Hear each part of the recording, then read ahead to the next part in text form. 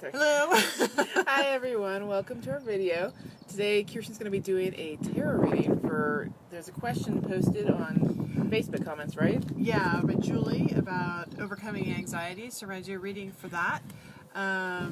So before we get into that though, Alice, let's talk about Alice's writing for a bit. Alice, what are you working on? Oh man, I'm slogging through edits on Played by the Earl, and just the first round edits are always just brutal. I mean, I write so crappy the first draft, which for any wannabe authors out there, just put it down because you can always fix it. Yeah. It's ugly, ugly, ugly my first draft, but hopefully it gets semi-pretty by the end. Not hopefully. Your stuff. Her stuff's a good read. You don't have to worry about quality. No, my first drafts are just very slapdash as well, and then I edit them into submission. Yeah. So are you writing now, or are you editing? I am doing both. I have started writing book 2 in my Tea and Tarot series. I don't have a name for it yet. And I'm editing book 3 in my Wits End series, which is Close Encounters of the Third Kind. And the funny thing was, The curd kind. Of the curd kind, Yeah, yes. Like the third. I meant to say curd. I'm not sure what I said. The funny thing is, as I was editing it, since we've been reading and reviewing classic Gothic novels, right now we're reading The Woman in White by Wilkie Collins. And so I was thinking about what's Gothic. And as I was editing this book, I realized I have so many Gothic elements in the book. Wait, let me get it. Visual aid. Oh, that's going to be backwards. Oh, well. We didn't flip the video. Didn't flip the video. Okay, so we have a damsel in distress who becomes an orphan with supernatural elements, elements of isolation. There's no decay and there's no castle, but there is high drama. There is the curse of insanity. You need to build a castle. It's like a wine tasting castle. There are a lot of those. I know in California. Yeah, in California.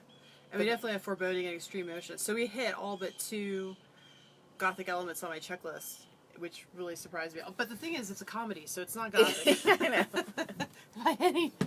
by any stretch of the imagination, it just has these fantastic Gothic elements. But since we're talking about Teen Tarot, here's her lovely tarot deck with Yeah. ginormous cards, which I love. In case anybody's wondering why am I doing tarot readings, it's because I have a series now about tea and tarot room. And you've been doing tarot for a long time. Yeah, I've been doing it. She understands symbolism very well.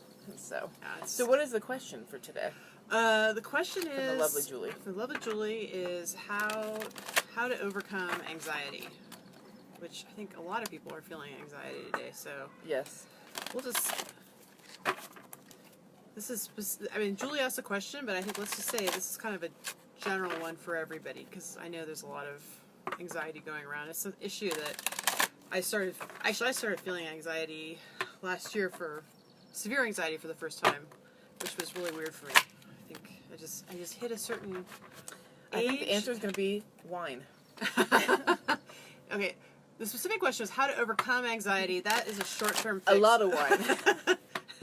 Consistently. Yeah. How you might have to understand how do you overcome alcoholism, but yeah, that's the next one. All right.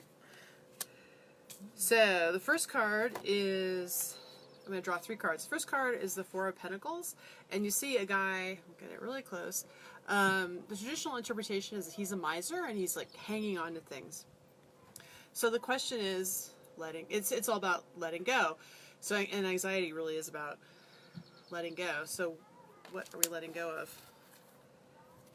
Things we don't control. Let's see. Oh my goodness. The next card is the 8 of Swords. Swords. Look friendly. It's not. Well, swords represent mental activity, and swords. This is like you've created your own. We all do this. We create our own little mental prisons with our thoughts. And so what we're really thinking about, anxiety is about fear of what's coming in the future, and the future. I mean, it doesn't exist. We need to be present. So this is again right on it. So let go of all of these thoughts of what might happen and live in the present is kind of where I think this is going. But let's see what the next card is. Yes. I couldn't have. It's the Empress card. So the Empress is traditionally, it's kind of about passive creativity, but she is very much living in the now. So, and letting go and living in the now is hard. Our monkey minds are always coming up. We're always thinking. We're always thinking about what happened in the past that we can be upset about, what might happen in the future. Sorry. Thank you, Alice. I don't know. She just like batted the box. I was the aiming tarot for a cards falling fly, in. and I hit the box over. She batted it right off the table. I'll get it later. Yeah. Okay. Anyways, no harm done. So here are our 3 cards again. So we've got. I swear I didn't set these up. This is so perfect. So, what do you need to let go of? Because your mind. Sorry. You have created your own mental prison. These anxieties are. I mean, anxiety is a real emotion for sure, but these thoughts are just thoughts. You need to let go of them, and you need to be like the Empress. Live in the present, be in the present, take deep breaths. Just when you catch yourself thinking about what might happen in the future, recognize, hey, I'm just thinking. This is just a thought of what's happening in the future. It's not real. What's going on now? Right now I'm sitting on a deck in Colorado. It's a beautiful day. I have everything's, We have cheese ball in the future. Yeah, cheese ball. No, we can't think of the future. Just think of the present. Present's great. You have immediate future? So, yeah. So the best way to deal with anxiety is, again, anxiety is fear of the future, is do what it takes to be in the present. For some people, that's yoga. For some people, that's not alcohol. Alcohol is very bad advice. Chocolate? Yeah. So I mean, the trick is that, how do you do it? Because let's face it, living in the present is a constant battle for all of us.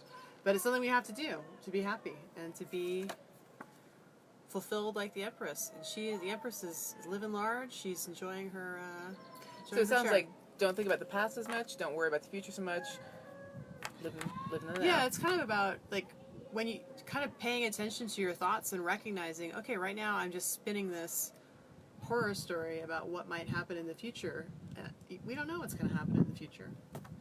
So there's no sense. It doesn't do us any good right now to feel that anxiety. I mean, yeah, there's a certain amount of planning which has to go into our lives to navigate reality, but anxiety is not a helpful emotion when it starts controlling you. Okay. So I hope that helps. Is that all we want to talk about today? Yeah, so watch for us next weekend. I'm not sure if we're going to have The Woman in White Den. I thought it was a shorter book. It ended up being another 600-plus page book, which we are working through. But it's got good pacing so far. It's good, but it's just... It's long. We're on deadlines. Yeah. We've all got other stuff going on, too. In addition to our Wilkie Collins homework. Anyways, so have a great weekend. Bye. Bye. Oh, and how do I turn this off?